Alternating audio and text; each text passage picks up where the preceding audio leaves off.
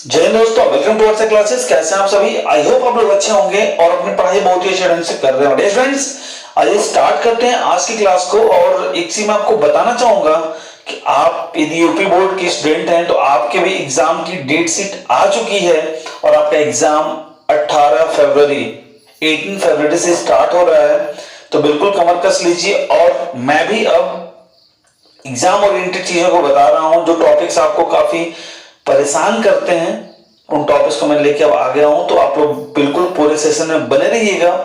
और मैं आज की क्लास की शुरुआत कुछ इस तरह करना चाहूंगा कि चुनौती कितनी बड़ी क्यों ना हो, हालात का सामना डट के करिए। चुनौती कितनी बड़ी क्यों ना हो, हालात का सामना डट के करिए। और राहें कितनी मुश्किल क्यों ना हो, बस चलना मत छोड़िए, बस चलना मत छोड़िए। डियर फ्रेंड्स, आइए स्टार्ट करते हैं इसकी क्लास को।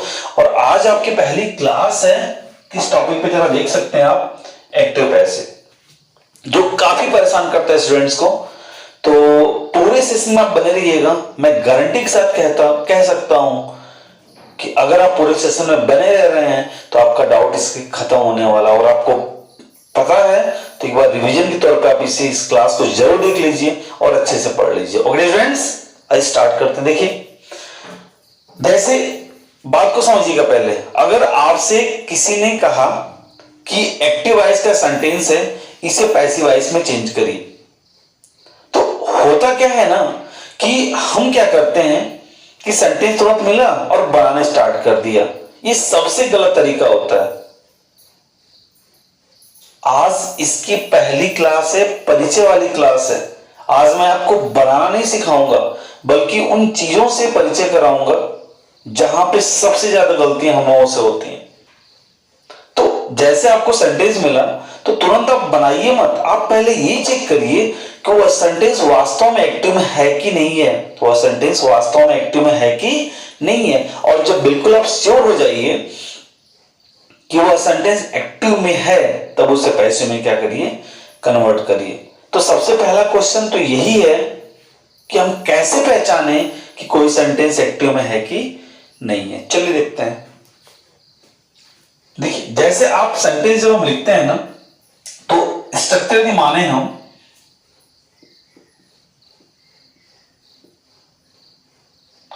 यदि मैं स्ट्रक्चर की बात करें उसकी, तो देखिए कैसे होता है। हम सब्जेक्ट लिखते हैं, ठीक, उसके बाद वर्ब होती है, उसके बाद ऑब्जेक्ट होता है, राइट।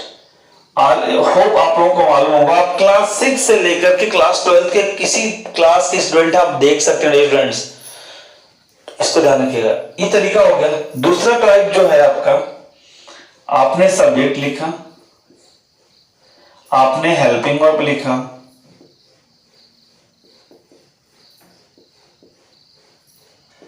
इसके बाद आपने दिया मेन वर्ब, और लास्ट में आपने लिख दिया ऑब्जेक्ट, राइट। बात को समझिएगा। अब कैसे पहचाने कि हाँ वह सेंटेंस वास्तव में एक्टिव में है कि नहीं है। स्ट्रक्चर में आप देख सकते हैं आप यहां पे आप कि सब्जेक्ट के साथ सिर्फ वर्ब है, अर्थात वो मेन वर्ब बोली जाएगी। अगर वाक्य में सिर्फ अकेले एक वर्ब है तो उसे मेन वर्ब आप कहेंगे, उसे और कोई नाम नहीं देंगे आप, ठीक। और यहां पर क्या है कि हेल्पिंग वर्ब और मेन वर्ब दोनों आए हुए हैं। तो अंतर तो भाई है स्ट्रक्चर में। लेकिन ऐसे कैसे पॉसिबल है कि हम पहचानें कि वो सेंटेंस एक्टिव में है कि नहीं है? तो जरा देखिएगा। ग्रामर का रूल ये कहता है कि अगर हमने सेंटेंस में सब्जेक्ट लिखा हुआ है तो वह सब्जेक्ट जो है वह वर्ब के अकॉर्डिंग होना चाहिए। जरा देखिए, जो आपका सब्जेक्ट होता है डियर फ्रेंड्स, जो सब्जेक्ट आपका, देखिए ये जो सब्जेक्ट है इसको हम इस तरह से डिवाइड करते हैं। एक आपका सिंगुलर, ठीक, और दूसरा आपका हो गया प्लूरल। क्लियर है? एक सिंगुलर, दूसरा क्या हो गया? प्लूरल हो गया। अब यहां पे आप क्या समझें कि अगर इसी के लगे हाथ हम वर्ब की बात कर लें तो वर्ब भी आपकी होती है सिंगुलर, होती है प्लूरल। ठीक, तो हम ये कह सकते हैं स्टूडेंट्स कि यदि सब्जेक्ट हमने सिंगुलर लिया है तो जो वर्ब होगी वो भी आपकी सिंगुलर होगी, और सब्जेक्ट आपने यदि प्लूरल लिया है तो जो वर्ब आप लेंगे वो भी क्या होगा, प्लूरल होगा। समझ रहे हैं आप लोग? सब्जेक्ट यदि सिंगुलर है तो वर्ब भी सिंगुलर, और सब्जेक्ट यदि प्लूरल है तो वर्ब भी क्या, प्लूरल। समझ पा रहे हैं आप लोग? तो ये कॉन्सेप्ट आपको फॉलो करना है। That means subject singular plural दोनों है, वर्ब भी सिंगुलर प्लूरल दोनों है। तो यहां पर जो है देखिए, सब्जेक्ट जो है ये सिंगुलर प्लूरल दोनों हो सकता है, और ये वर्ब भी सिंगुलर प्लूरल दोनों हो सकते हैं। स्ट्रक्चर को हम नाम दे देते हैं, ये फर्स्ट स्ट्रक्चर है और ये सेकंड स्ट्रक्चर है। तो यदि हम पहले वाले स्ट्रक्चर की बात करें,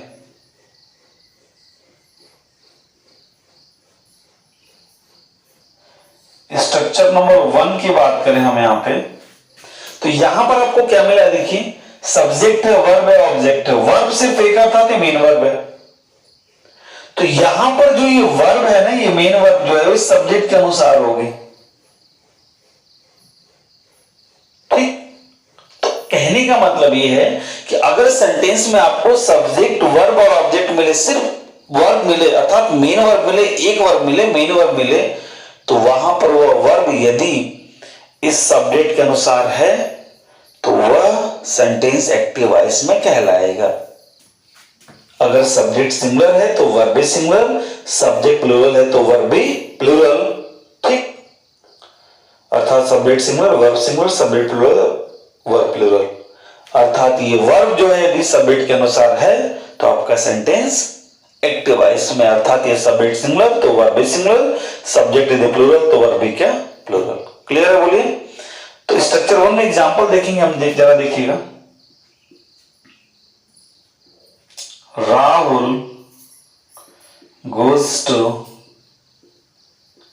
school, they go to school। ये तब के लिए है जब सेंटेंस में सिर्फ एक वर्ब आए। Let me clear one thing dear friends, एक चीज ध्यान रखिएगा कि ये तब के लिए जब सिर्फ एक वर्ब आया और उसे मेन वर्ब कहेंगे। अब देखिए यहाँ पे गोज लिखा है और यहाँ पे गो लिखा है। आप देख सकते होंगे राहुल ये सब्जेक्ट सिंगुलर है, और जब वर्ब में हम यस ईएस जोड़ देते हैं तो वह वर्ब सिंगुलर हो जाती है। तो राहुल यहाँ पे सिंगुलर है तो इसलिए वर्ब भी क्या, सिंगुलर। अर्थात इसमें हम कह सकते हैं कि सब्जेक्ट हम लोगों का सिंगुलर है तो इसलिए वर्ब भी जो हम लोगों की क्या है, सिंगुलर है। क्लियर? और उसके बाद यदि हम बात करें, सब्जेक्ट यहां पर आपका प्लूरल है तो वर्ब भी आपका क्या है, प्लूरल है। तो सब्जेक्ट यहां पे प्लूरल तो वर्ब भी इसके साथ क्या होगा स्टूडेंट्स, प्लूरल। आई होप आप समझ पा रहे होंगे चीजों को। तो अब यहां पर इसके अकॉर्डिंग हम बोल सकते हैं कि यह सेंटेंस आपके किस में है, एक्टिव वॉइस में।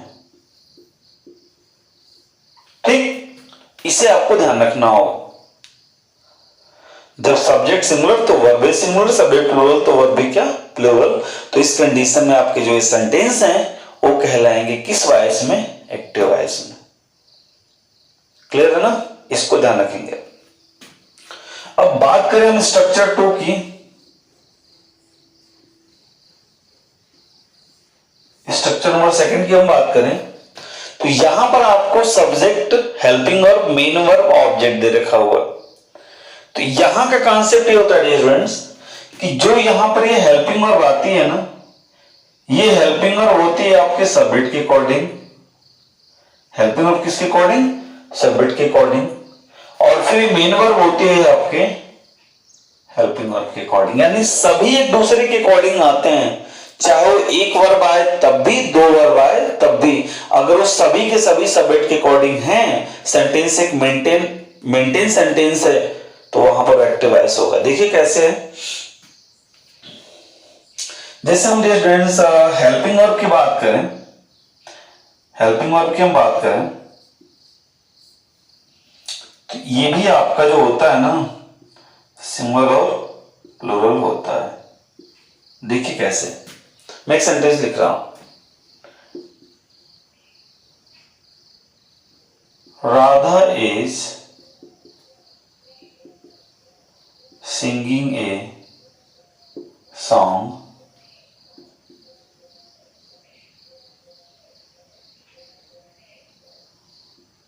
दे have gone to school. You are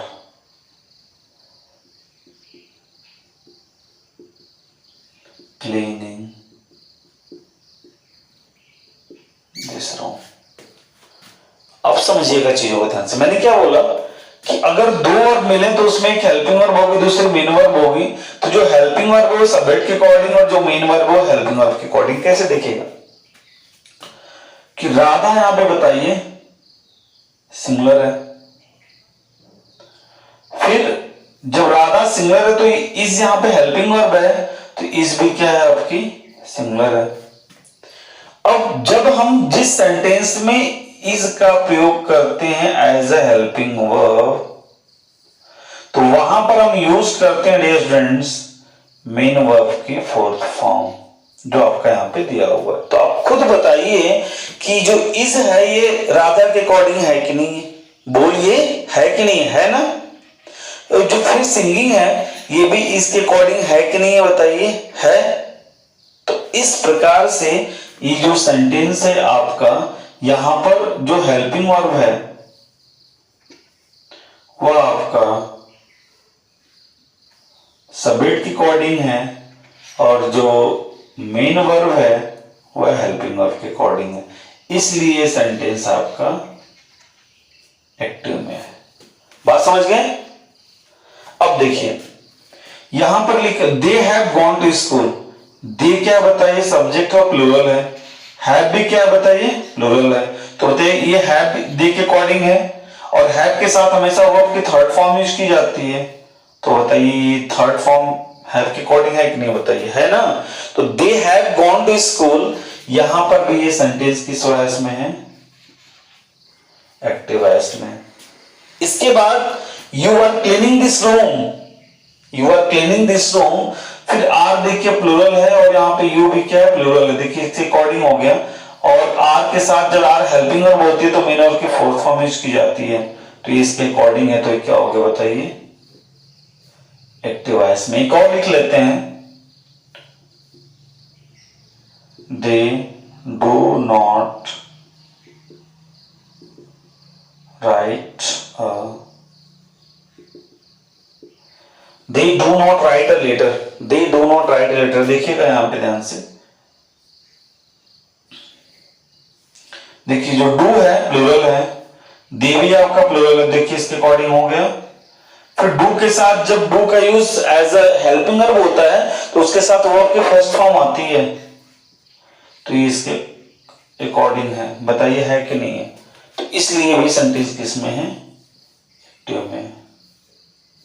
तो ओवरऑल स्टूडेंट्स यदि हम बात करें, आपने स्ट्रक्चर 1 देखा, स्ट्रक्चर 2 देखा, दोनों में ओवरऑल यदि हम बात करें तो एक ही चीज निकल के आ रही है कि यदि सेंटेंस में आई हुई मेन वर्ब, सेंटेंस में आई हुई वर्ब, चाहे वो मेन वर्ब हो चाहे वो हेल्पिंग वर्ब हो, चाहे वो हेल्पिंग वर्ब हो चाहे मेन वर्ब हो, अगर वो सब्जेक्ट के अकॉर्डिंग है, सेंटेंस में आई हुई वर्ब चाहे सिर्फ मेन वर्ब हो या फिर हेल्पिंग वर्ब मेन वर्ब हो, तो वहां पर यदि वो सब्जेक्ट के अकॉर्डिंग है तो सेंटेंस एक्टिव में है, और नहीं है तो नहीं है।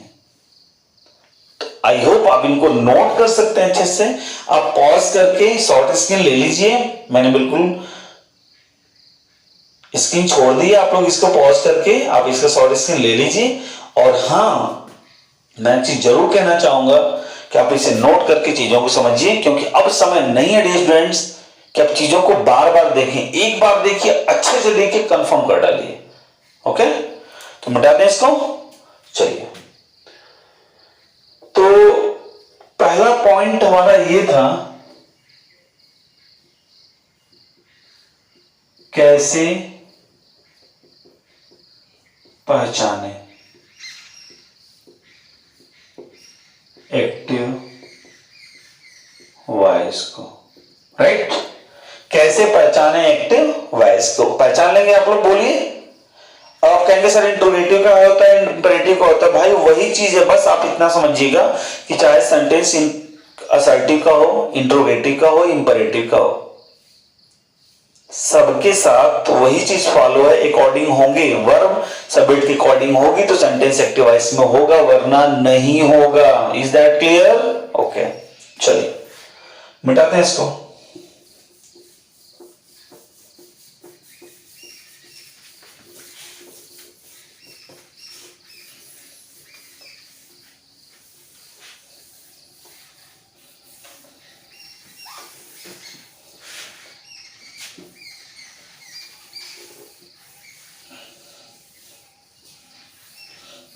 देखिए दूसरा हमारा जो डाउट है वो क्या है, जरा देखिएगा। कितने प्रकार के वाक्यों का कितने प्रकार के वाक्यों का पैसिव वॉइस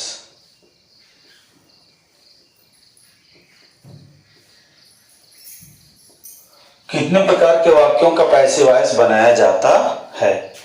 कितने प्रकार के वाक्यों का पैसिव वॉइस बनाया जाता है?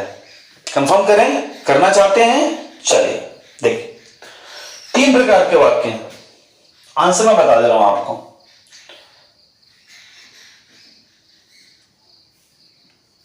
तीन प्रकार के वाक्यों को पैसिव में बदला जाता है। 3 प्रकार के वाक्यों को पैसिव में बदला जाता था। 3 प्रकार के सेंटेंस, टोटल तो 5 होते हैं ना, तो उन 5 में से सिर्फ 3 को हम एक्टिव से पैसिव में क्या करते हैं, कन्वर्ट करते हैं। नंबर उनको जरा देख लेते हैं हम लोग। पहला है आपका, दूसरा और तीसरा। देखिए असर्टिव सेंटेंस,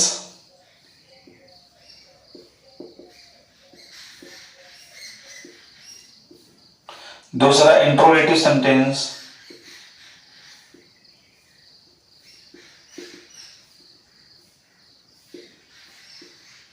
और तीसरा इंपरेटिव सेंटेंस। असर्टिव, इंट्रोगेटिव और इंपरेटिव, ठीक है। असर्टिव की हिंदी होती है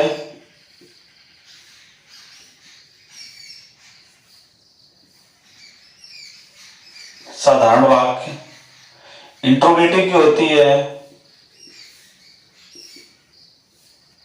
प्रश्नवाचक वाक्य, और तीसरा इंपरेटिव की हिंदी होती है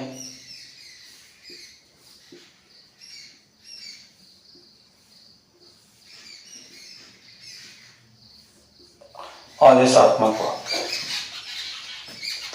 मतलब पहला था कि कैसे पहचाने, तो पहचान लेंगे आप। उसके बाद एक क्वेश्चन है कि कितने प्रकार के वाक्यों को हम एक्टिव से पैसिव में कन्वर्ट करते हैं, तो 3 प्रकार के वाक्यों को करते हैं।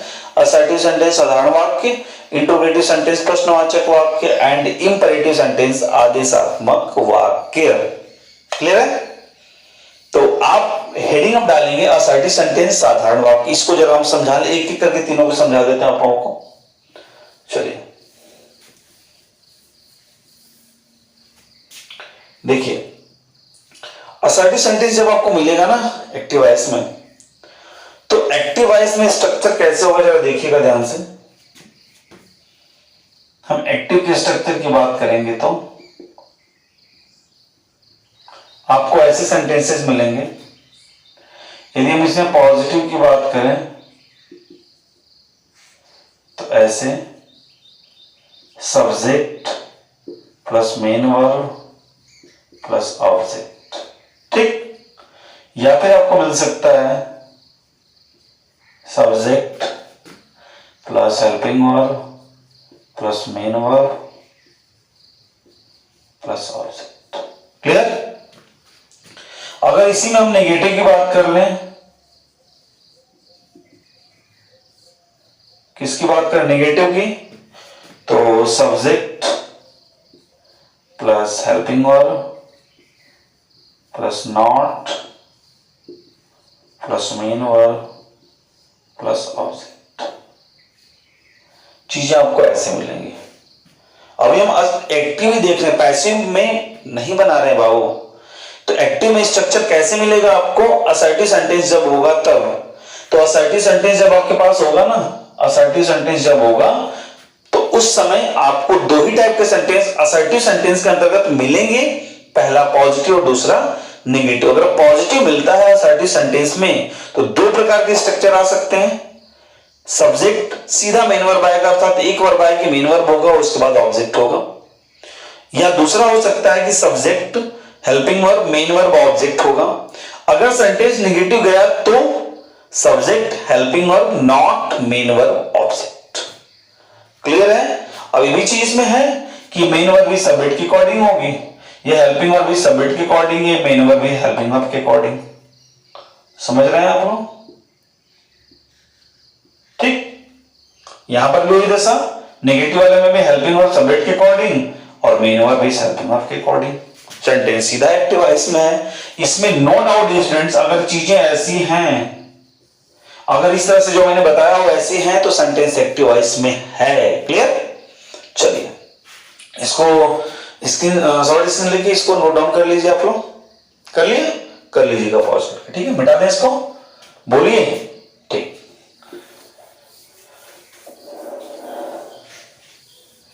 अगला जो आपका है इंट्रोगेटिव सेंटेंस।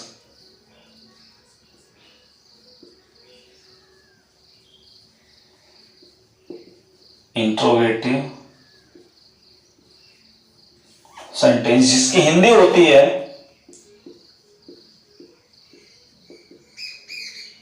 प्रश्नवाचक वाक्य। ठीक है, देखिए तो इसमें पहला होता है डिफरेंस आपका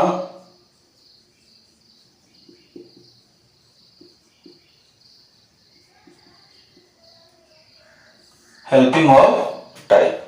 अगर इसमें हम बात करें स्टूडेंट्स पॉजिटिव की, पॉजिटिव में एक्टिव वॉइस में स्ट्रक्चर आपको कैसे मिलेगा?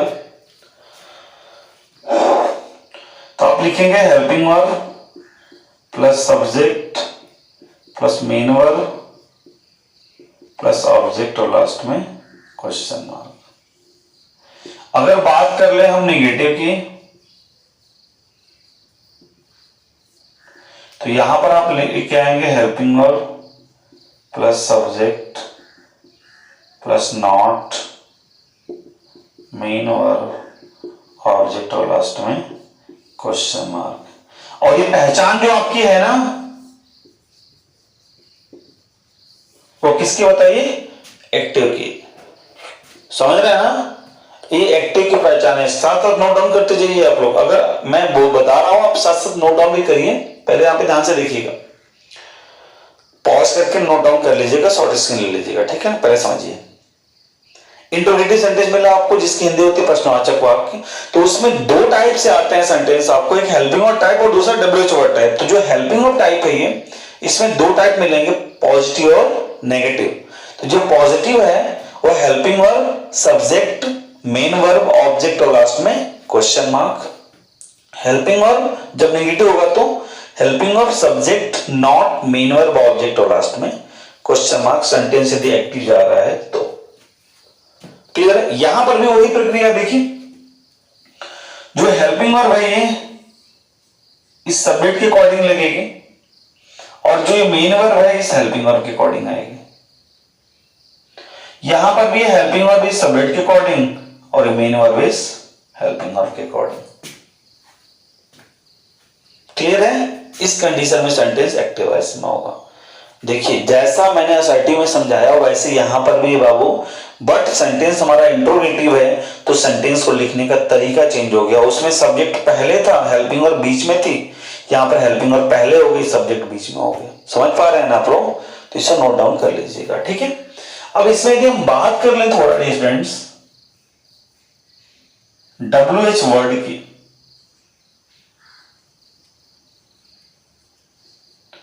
WH word type, WH word type में देखेंगे। अब सीधा सा आपको कुछ नहीं करना है, बस इनके पहले WH वर्ड हो जाएगा। सारी चीजें वैसी रहेंगी, बस ये WH वर्ड यहां पे ऐड हो जाएगा। तो इस स्ट्रक्चर हो जाएगा आपका किसका? तो होगा कैसे, देखिए कि WH word plus helping verb plus subject plus main verb object question mark, WH word helping verb subject not main verb object और लास्ट में क्वेश्चन मार्क। यहां पर भी वही चीज है कि जो ये हेल्पिंग वर्ब हो सब्जेक्ट के according, main verb helping verb के अकॉर्डिंग, हेल्पिंग वर्ब सब्जेक्ट के अकॉर्डिंग और मेन वर्ब हेल्पिंग वर्ब के अकॉर्डिंग। बस ये WH वर्ड यहां पे जुड़ जाएगा। आई होप आप समझ गए डियर स्टूडेंट्स, बोलिए समझ गए ना? चलिए okay, and this will the last imperative sentence.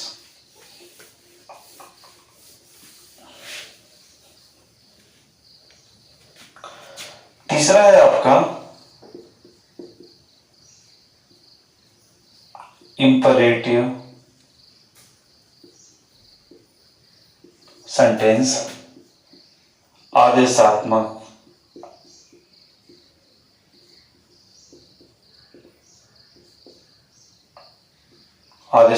वाक्य, ठीक है। अब देखिए अगर इसमें हम पॉजिटिव बनाते हैं और निगेटिव बनाते हैं, देखिएगा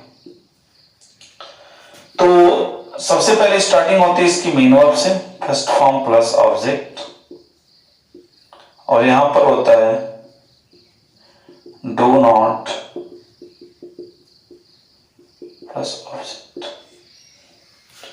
देखिए होता क्या है यहां पर है कि यहां पर सब्जेक्ट आपको नहीं दिख रहा होगा, तो आदेशात्मक वाक्य में क्या होता है कि हर चीज दूसरे से बोली जाती है, सामने वाले से बोली जाती है। बात समझिएगा मेरे ध्यान से, जो हर चीज होती है इसमें हमेशा सामने वाले से चीजें कही जाती हैं, बोली जाती हैं, और सामने वाला हमेशा सेकंड पर्सन होता है, और सेकंड पर्सन आपको मालूम है कि यू होता है, और यू को हमेशा काउंट किया जाता है प्लूरल। और ये सेंटेंस जो है प्रेजेंट में बोले जाते हैं, खास करके इंडेफिनिट में ही बोला जाता है, इसलिए वर्ब की फर्स्ट फॉर्म यूज की जाती है। यहाँ पे अगर देखें तो सब्जेक्ट यहाँ पर यू होता है, तो यू के अकॉर्डिंग फर्स्ट फॉर्म पे यूज की जाती है, और उसी के अकॉर्डिंग है डू नॉट, डू भी यहाँ पे आता है, और डू जब लगता है एज ए हेल्पिंग वर्ब तो मेन वर्ब के रूप में फर्स्ट फॉर्म आती है। आप समझ पा रहे होंगे, क्योंकि देखिए जब आप सेंटेंस को निगेटिव बनाएंगे तो अब जैसे सपोज दैट यहां पे आपने लिखा, देखिए यहां पे आपने लिखा यू प्लस मेन वर्ब की फर्स्ट फॉर्म प्लस ऑब्जेक्ट। अब यहां पर तो ये लिखा नहीं है ना, एक्चुअल तो ये होता है, बट यहां पे मैं आपको समझा रहा हूं यहां पे। देखिए अगर आपने पॉजिटिव में यू लिखा तो आप बताइए, खुद आप सोचिए कि इसका निगेटिव बनाने के लिए आप क्या करेंगे।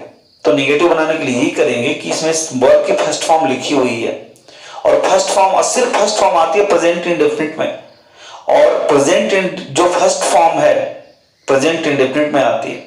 तो जब निगेटिव बनाएंगे बाबू तो हम सब्जेक्ट को देखेंगे कि सब्जेक्ट हमारा किस टाइप का, उसी टाइप की हेल्पिंग वर्ब आएगी। मालूम है आपको ना, क्योंकि हेल्पिंग वर्ब सब्जेक्ट के अकॉर्डिंग होनी चाहिए, तो इस सब्जेक्ट के अकॉर्डिंग हेल्पिंग वर्ब चाहिए हमको ना। तो यू क्या है, प्लूरल है, तो प्रेजेंट इंडेफिनिट में हेल्पिंग वर्ब क्या होती है, प्लूरल डू होती है, इसलिए यहाँ पे क्या है डू है। और हेल्पिंग वर्ब के जस्ट बाद हम नॉट का प्रयोग करते हैं, उसके बाद मेन वर्ब की फर्स्ट फॉर्म।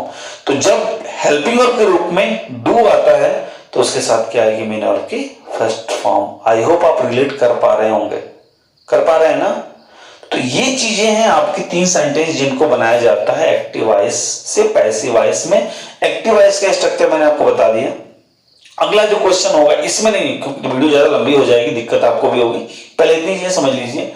अब हम अगले क्वेश्चन में ये समझेंगे कि कितने प्रकार के जो सेंटेंस हैं उनको एक्टिव से पैसिव में चेंज किया जाता है। ओके, तो आई होप यहां तक आप समझ पाए होंगे। डियर फ्रेंड्स, एग्जाम बहुत ही करीब है, मैं एक विस्तृत वीडियो इस पे लेके आऊंगा आपके एग्जाम की डेट शीट पे।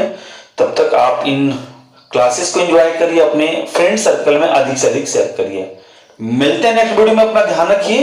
अच्छे से पढ़ते रहिए और हाँ दोस्तों, लाइक करना ना भूलिएगा और शेयर भी कर दीजिएगा। जय हिंद, वंदे मातरम।